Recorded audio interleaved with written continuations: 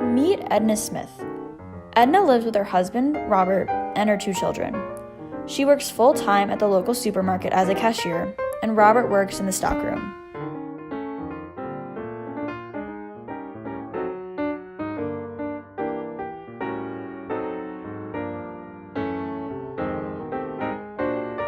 Both Edna and Robert work 40-hour weeks and make $7.25 an hour.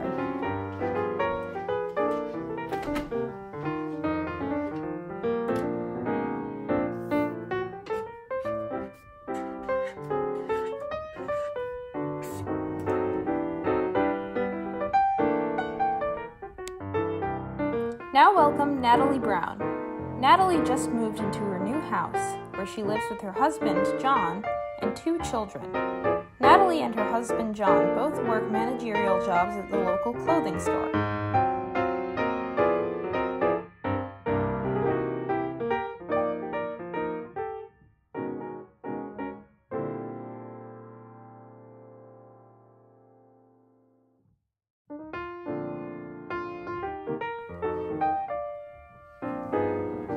Both Natalie and John make $16 an hour, which is considered to be a living wage in their town.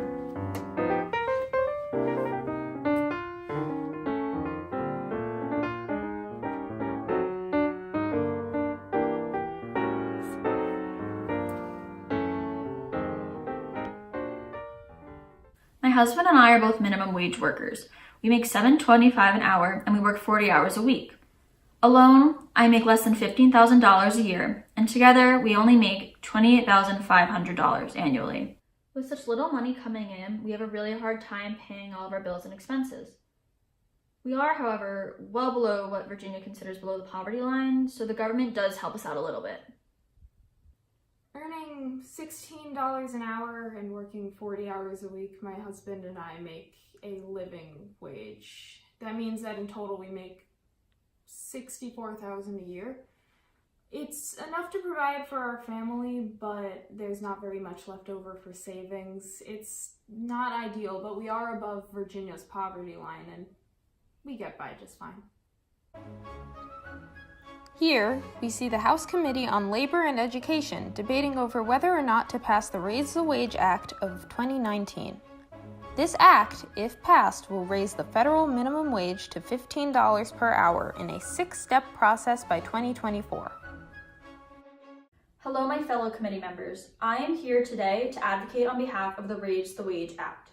In today's society, a family of 4 with 2 hardworking parents, both of which earn minimum wage, cannot even afford a modest 2-bedroom home. This is absolutely unacceptable. It is absolutely unacceptable to allow hard-working American families to live like this. In addition, minimum wage has not been raised in over a decade, yet prices have risen. As a result, minimum wage workers have been forced to take a 17% pay cut. It is not fair to allow American workers to bear the price of raising price levels. American families deserve to be kept up to date with inflation, and it is our job as the Committee on Labor and Education to ensure that this happens. Now, as my final statement in favor of this act, I would like to make it clear that this act puts more money in the hands of the people. More money in the hands of the people calls for higher consumption, higher tax revenue, and also less spending on government programs. All 3 of these features benefit the economy immensely. In conclusion, this act is really important for the well-being of the American people. Thank you. The Raise the Wage Act would only hurt the people it is trying to help. Raising the federal minimum wage would increase labor costs, putting strain on small businesses and causing them to either increase their prices or lay off their workers. Rather than focus on the federal minimum wage, it is imperative that we as the committee give this power back to the states.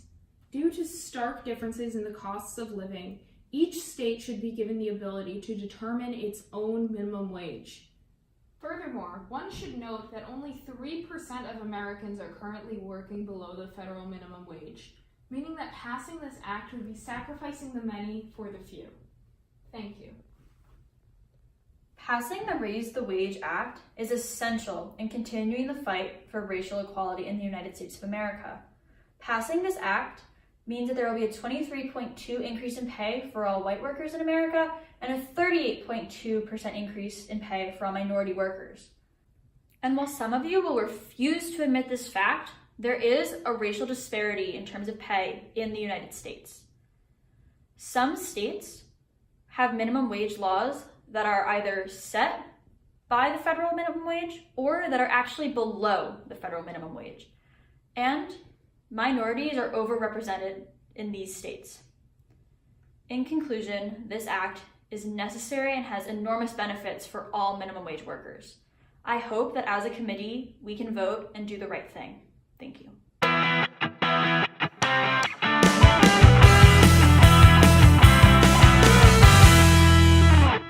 Last October, we at Amazon actually raised our wages for our workers to $15 an hour, and it has shown a tremendous impact on them. A lot of them have reported in having an easier time paying their debts or dealing with financial matters. And we at Amazon strongly encourage any other companies and policymakers to raise the minimum wage to $15. The idea that raising the minimum wage could increase the standard of living for workers is simply too good to be true.